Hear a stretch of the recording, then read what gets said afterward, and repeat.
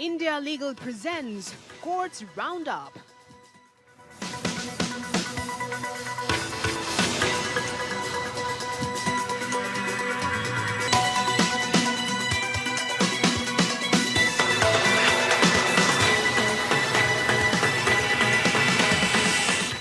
Doctor ortho Ayurvedic oil and capsule, अब दर्द भी घुटने टेकेगा।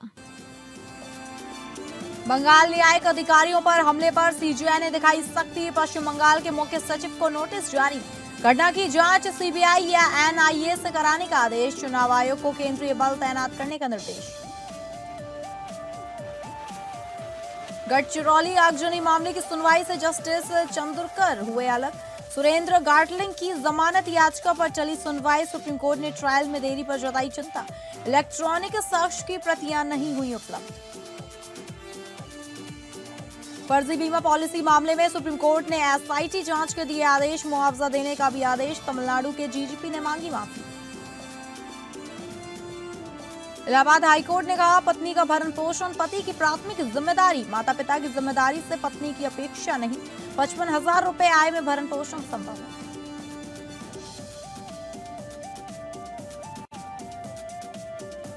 नमस्कार, आप सभी का स्वागत है कोर्ट्स राउंडअप में। मैं हूं आपके साथ अंकिता सिंह। अगले आधे घंटे हम सुप्रीम कोर्ट, हाई कोर्ट और तमाम निचली अदालतों की खबरों को आपके सामने रखेंगे। तो शुरू करते हैं courts roundup. India Legal presents Courts Roundup.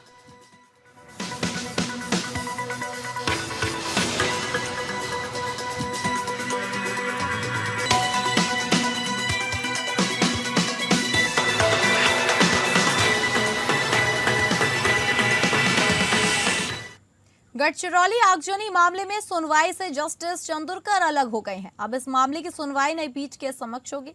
यह मामला एडवोकेट सुरेंद्र गाटलिंग की जमानत याचिका से जुड़ा है, जिसमें बॉम्बे हाईकोर्ट ने उन्हें जमानत देने से इनकार कर दिया था।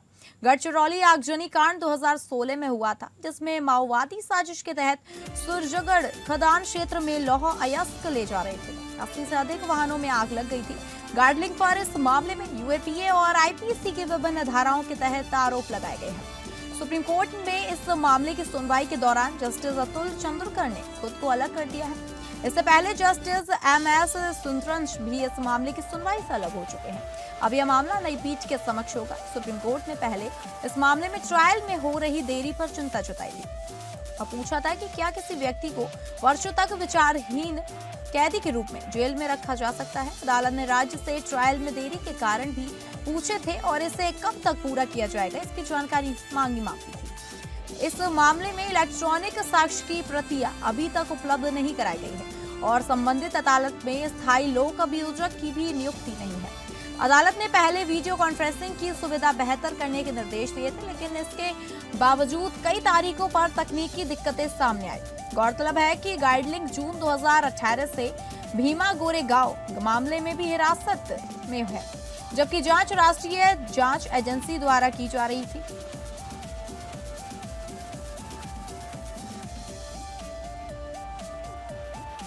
सुप्रीम कोर्ट ने पश्चिम बंगाल में न्यायिक अधिकारियों पर हमले के मामले में सख्त रुख अपनाया है। कोर्ट ने कहा कि यह घटना न्यायिक अधिकारियों के मनोबल को प्रभावित करने और सुप्रीम कोर्ट की शक्ति को चुनौती देने का एक खुला प्रयास है। कोर्ट ने पश्चिम बंगाल के मुख्य सचिव, डीजीपी, जिला मजिस्ट्रेट और एसएसपी को नोटिस जारी कर पूछा कि उनके खिलाफ कार्रवाई क्यों नहीं जानी चाहिए। कोर्ट ने इन अधिकारियों को 6 अप्रैल को व्यक्तिगत रूप से उपस्थित रहने का निर्देश दिया है। कोर्ट ने चुनाव आयोग को निर्देश दिया कि वह न्यायिक अधिकारियों की सुरक्षा के लिए केंद्रीय बलों की तैनाती करे और इस घटना की जांच सीबीआई या एनआईए से कराए। कोर्ट ने कहा कि न्यायिक अधिकारियों की सुरक्षा सुनिश्चित की जाएगी और उनकी जानमाल की रक्षा की जाएगी।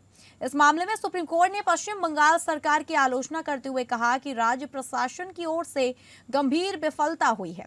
कोर्ट ने कहा कि मुख्य सचिव, डीजीपी, जिला मजिस्ट्रेट और एसएसपी ने न्यायिक अधिकारियों की सुरक्षित निकासी सुनिश्चित नहीं की, जो अत्यधिक निराशाजनक है। कोर्ट ने कहा कि यह घटना एक सीनजोरी है जो न्यायिक अधिकारियों के मनोबल को प्रभावित करने और सुप्रीम कोर्ट की शक्ति को चुनौती देने के लिए की गई है। कोर्ट ने कहा कि यह एक कैलकुलेटेड और डेलिब्रेटेड मूव है जो न्यायिक प्रक्रिया को बाधित करने के लिए किया गया है। कोर्ट ने पश्चिम बंगाल के अधिवक्ता जनरल की ओर से की गई टिप्पणी पर भी आपत्ति जताई, जिसमें कहा गया था कि चुनाव आयोग एक प्रतिद्वंदी की तरह व्यवहार कर रहा है। कोर्ट ने कहा कि यह टिप्पणी दुर्भाग्यपूर्ण है और राज्य में राजनीतिक भाषा का इस्तेमाल किया जा रहा है। मुख्य रूप से कोर्ट ने न्यायिक अधिकारियों की सुरक्षा पर निर्देश दिए हैं, जिसमें पहला है चुनाव आयोग न्यायिक अधिकारियों की सुरक्षित कार्यप्रणाली के लिए केंद्रीय बल तैयार करे, इसके लिए तैनात करे। दूसरा है चुनाव आयोग ऐसे न्यायिक अधिकारी के निवास पर भी बल तैनात करे जिन्हें अपने परिवार को खतरे की आशंका है। खतरे का तुरंत आकलन कर आवश्यक उपाय किए जाएं। तीसरा है चुनाव आयोग और राज्य सरकार न्यायिक अधिकारियों को सौंपे गए कार्य के सुरक्षित संचालन के लिए सभी उपाय करे। चौथा है गृह सचिव, डीजीपी, जिला मजिस्ट्रेट और पुलिस अधिकारियों को सुनिश्चित करना होगा कि आपत्ति दर्ज करने के लिए 2 से 3 अधिक व्यक्ति न आए और सुनवाई के दौरान 5 से अधिक व्यक्ति न हो। पांचवा है मुख्य सचिव, डीजीपी और राज्य के मुख्य निर्वाचन अधिकारी अनुपालन रिपोर्ट प्रस्तुत करें। वहीं इस मामले पर ज्यादा जानकारी देंगी इंडिया लीगल रिसर्चर साक्षी राणा। साक्षी, क्या जानकारी है आपके पास?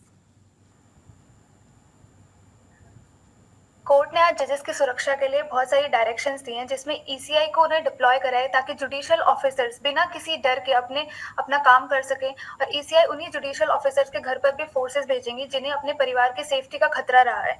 इसी दौरान थ्रेट की परसेप्शन का तुरंत असेसमेंट होना चाहिए और बिना देरी किए बहुत जरूरी मेजर्स उठाए जाने चाहिए। कोर्ट ने ये भी कहा है कि ईसीआई और स्टेट गवर्नमेंट मिलकर सारे जरूरी कदम उठाएंगे ताकि जुडिशियल ऑफिसर्स को दी गई जिम्मेदारी सेफ तरीके से पूरी हो सके। इसी दौरान कोर्ट ने ये भी कहा है कि चीफ सेंट्रल सेक्रेटरी, डीजीपी और डिस्ट्रिक्ट मजिस्ट्रेट इन सभी को अप्रैल 6 को कोर्ट में हाजिर रहने का ऑर्डर दिया गया है। ईसीआई और स्टेट गवर्नमेंट मिलकर सारे जरूरी कदम उठाएंगे और home secretary, DGP, district magistrate और बाकी पुलिस ऑफिशियल्स को ये इंश्योर करना होगा कि ऑब्जेक्शंस फाइल करने के लिए प्रीमाइसेस में 2 या 3 से ज्यादा लोग अलाउ नहीं किए जाएंगे। इसी के साथ जब हियरिंग हो रही होगी तो 5 से ज्यादा लोग असेंबल नहीं होने चाहिए। ठीक है साक्षी, आपका धन्यवाद जानकारी देने के लिए। सुप्रीम कोर्ट ने फर्जी बीमा पॉलिसी मामले में एसआईटी जांच का आदेश दिया है और नेशनल इंश्योरेंस कंपनी के सीएमडी को आरोपी बनाया है। कोर्ट ने एनआईसी की आलोचना करते हुए कहा कि कंपनी ने फर्जी बीमा पॉलिसी के बारे में दावा करने के बावजूद आपराधिक मामला दर्ज नहीं किया, जो जिम्मेदारी की कमी को दर्शाता है। जस्टिस एहसनुद्दीन अमानुल्ला और आर महादेवन की बेंच ने आदेश दिया कि एनआईसी के सीएमडी और अन्य कर्मचारियों को आरोपी बनाया जाए और मामले की जांच के लिए एसआईटी का गठन किया जाए। कोर्ट ने कहा कि यह मामला राष्ट्रीय महत्व का है और इसमें शामिल लोगों के खिलाफ कार्रवाई होनी चाहिए। कोर्ट ने कहा कि वक्त आ गया है कि जब हमें कुछ कठोर कदम उठाने हों ताकि बीमा कंपनियां अपनी जिम्मेदारी निभाएं और सतर्क रहें, क्योंकि अंततः वे जनता के पैसे का इस्तेमाल कर रही हैं। और इस मामले में एक बस दुर्घटना में घायल हुए सरवरण ने बीमा दावा किया था, लेकिन एनआईसी ने पॉलिसी की वैधता पर सवाल उठाया था। मोटर एक्सीडेंट क्लेम्स ट्रिब्यूनल और मद्रास हाई कोर्ट ने एनआईसी को जिम्मेदार ठहराया था, जिसे सुप्रीम कोर्ट में चुनौती दी गई थी। सुप्रीम कोर्ट ने तमिलनाडु के डीजीपी को भी तलब किया था, जिन्होंने हलफनामे में कहा था कि पुलिस बीमा पॉलिसियों की जांच नहीं करती है। डीजीपी ने आज माफी मांगी और बताया कि अब ईडीएआर और वाहन पोर्टल के माध्यम से बीमा पॉलिसियों की जांच की जा सकती है। कोर्ट ने एनआईसी को आदेश दिया कि वह सरवरण को मुआवजा दे और बाद में इसे वसूल करे। एनआईसी के वकीलों में मनु लव शहलिया, मंजीत चावला, उषा पंत कुकरेती और ज्योति शामिल थे। तमिलनाडु राज्य का प्रतिनिधित्व वरिष्ठ अधिवक्ता विपिन संघी ने किया।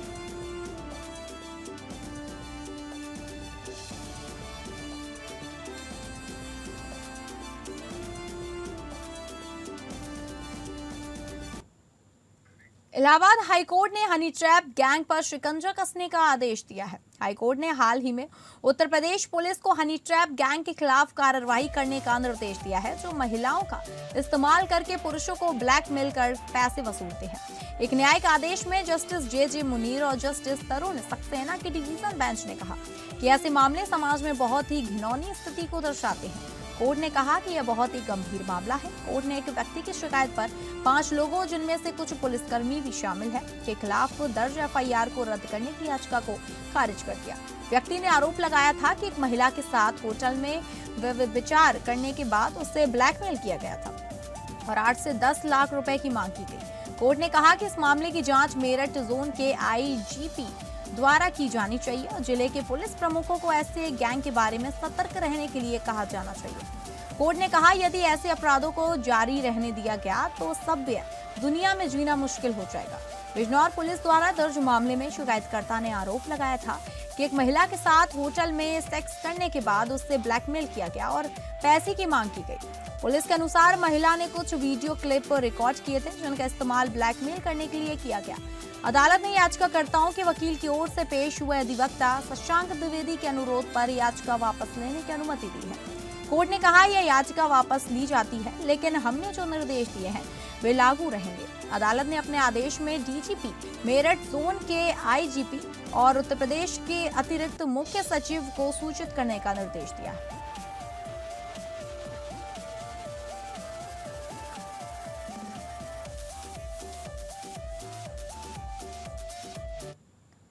इलाहाबाद हाईकोर्ट ने एक महत्वपूर्ण फैसले में कहा है कि माता पिता और भाई बहनों की जिम्मेदारी के नाम पर पति अपनी पत्नी के भरण पोषण की प्राथमिक जिम्मेदारी से बच नहीं सकता। जस्टिस विनोद दिवाकर की पीठ ने एक रेलवे कर्मचारी की याचिका खारिज करते हुए टिप्पणी की है। इस मामले में फैमिली कोर्ट इटावा ने पत्नी के लिए मासिक भरण पोषण राशि 3500 रुपए से बढ़ाकर 8000 रुपए और नाबालिग पुत्र के लिए 1500 रुपए से बढ़ाकर 4000 रुपए कर दी थी। पति ने हाईकोर्ट में दलील दी कि वह रेलवे में ग्रुप डी कर्मचारी है और लगभग 55,000 रुपए प्रति माह कमाता है, लेकिन उसे अपने माता पिता और अविवाहित भाई बहनों का भी पालन पोषण करना पड़ता है, जिससे उसकी आर्थिक स्थिति पर दबाव है। हालांकि हाईकोर्ट ने इन दलीलों को खारिज करते हुए कहा कि 55,000 रुपए मासिक आय इतनी कम नहीं है कि वह पत्नी बच्चे के भरण पोषण की जिम्मेदारी निभाने में असमर्थ हो। अदालत ने कहा केवल पारिवारिक जिम्मेदारियों का हवाला देकर पति अपने वैधानिक कर्तव्य से बच नहीं सकता।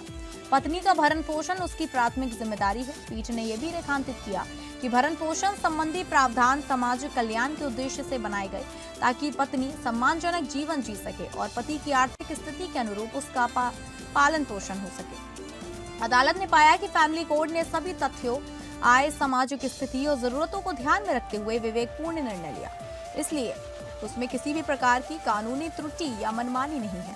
इलाहाबाद हाईकोर्ट ने पुनर्विचार याचिका खारिज करते हुए बढ़ाई गई भरण पोषण राशि बरकरार रखी। यह फैसला इस बात पर जोर देता है कि पति की जिम्मेदारी केवल अपने माता पिता और भाई बहनों तक सीमित नहीं है, बल्कि उसकी पत्नी और बच्चों का भी भरण पोषण करना उसकी प्राथमिक कर्तव्य है।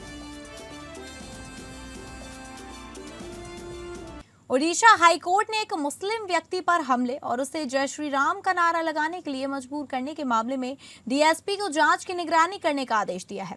इस घटना में जनवरी की शुरुआत में एक मुस्लिम व्यक्ति पर हमला किया गया, उसके कपड़े उतार दिए गए, उसके पैरों को रस्सी से बांध दिया गया और उसे नग्न अवस्था में सड़क पर घसीटा गया और जय श्री राम का नारा लगाने के लिए मजबूर किया गया।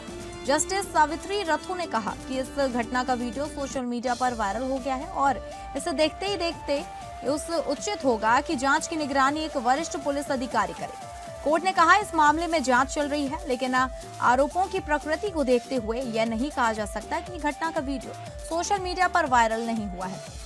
कोर्ट की राय में यह उचित होगा कि जांच की निगरानी एक डीएसपी रैंक के वरिष्ठ अधिकारी करे। इस मामले में पीड़ित के पिता ने हाईकोर्ट में याचिका दायर कर जांच को क्राइम ब्रांच या एसआईटी को सौंपने की मांग की थी।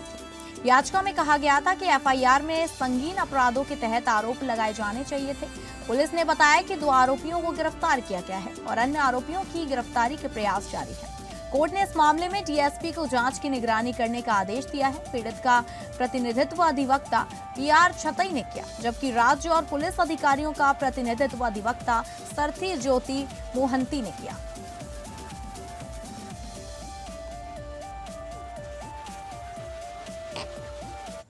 पटना हाईकोर्ट ने एक महत्वपूर्ण फैसले में कहा है कि सार्वजनिक सेवकों के खिलाफ बिना पूर्व अनुमति के शुरू की गई आपराधिक कार्रवाई शून्य है।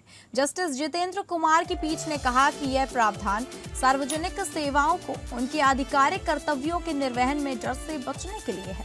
इस मामले में एक वन अधिकारी के खिलाफ शिकायत दर्ज की गई थी कि उन्होंने एक ट्रैक्टर को रोककर शिकायतकर्ता पर हमला किया और 25,000 रुपए की मांग की। शिकायतकर्ता ने आरोप लगाया कि वन अधिकारी ने उसके मोबाइल फोन को छीन लिया। वन अधिकारी ने तर्क दिया कि वह अपने आधिकारिक कर्तव्यों का पालन कर रहे थे और उनके खिलाफ कोई भी कार्यवाही शुरू करने से पहले सक्षम प्राधिकारी की अनुमति आवश्यक है। अदालत ने कहा कि सार्वजनिक सेवकों को उनके आधिकारिक कर्तव्यों के लिए निर्वहन में डर से बचने के लिए यह प्रावधान है। कोर्ट ने कहा कि बिना अनुमति के शुरू की गई कार्यवाही शून्य है और इसे रद्द किया जाना चाहिए। अदालत ने यह भी नोट किया कि शिकायतकर्ता ने वन अधिकारी के खिलाफ कार्यवाही शुरू करने के तुरंत बाद शिकायत दर्ज की थी, जो कि बदले की भावना से की गई थी। अंत में अदालत ने वन अधिकारी के खिलाफ शुरू की गई आपराधिक कार्यवाही को रद्द कर दिया और कहा कि यह प्रावधान सार्वजनिक सेवकों को उनके आधिकारिक कर्तव्यों के निर्वहन से डर से बचाने के लिए है। मुख्य बिंदु सार्वजनिक सेवकों के खिलाफ बिना पूर्व अनुमति के शुरू की गई आपराधिक कार्यवाही शून्य है। यह प्रावधान सार्वजनिक सेवकों को उनके आधिकारिक कर्तव्यों के निर्वहन में डर से बचाने के लिए है। वन अधिकारी के खिलाफ शुरू की गई आपराधिक कार्यवाही को रद्द किया गया। शिकायतकर्ता ने बदले की भावना से शिकायत दर्ज की थी।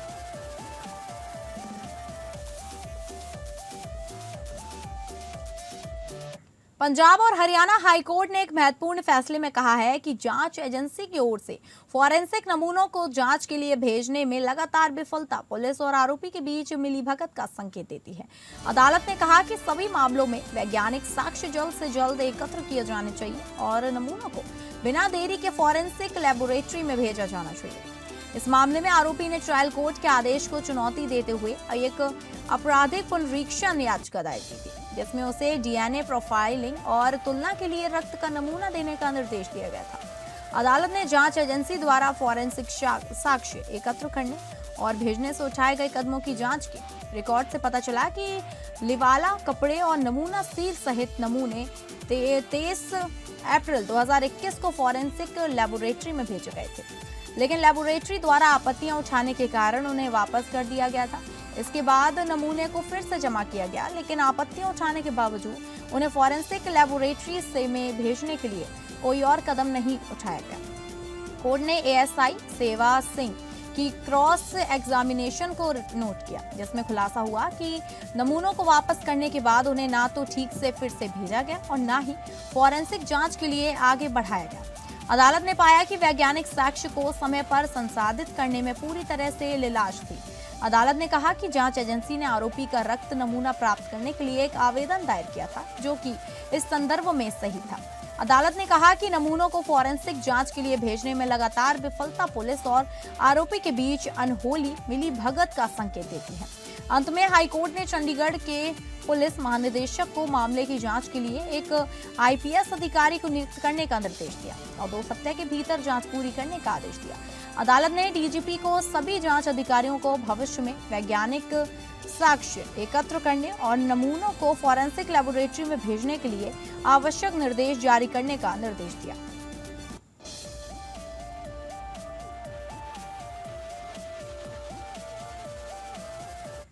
आइए अब इंडिया लीगल वेब रिपोर्टर से समझें कि विधिक कानून और सामान्य कानून में क्या फर्क होता है।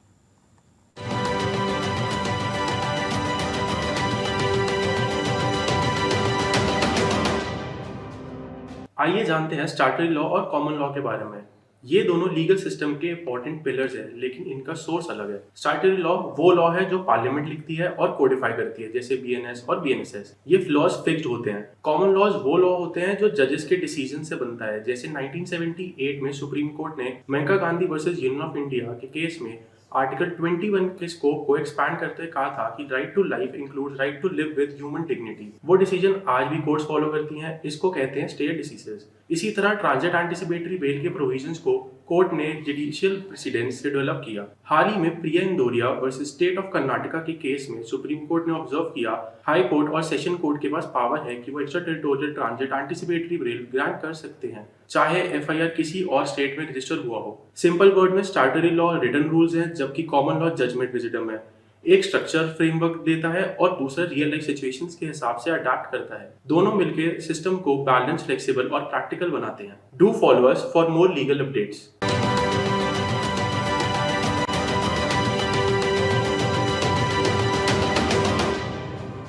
तो फिलहाल कोर्ट्स राउंड में बस इतना ही। नमस्कार। India Legal presents Courts Roundup. है।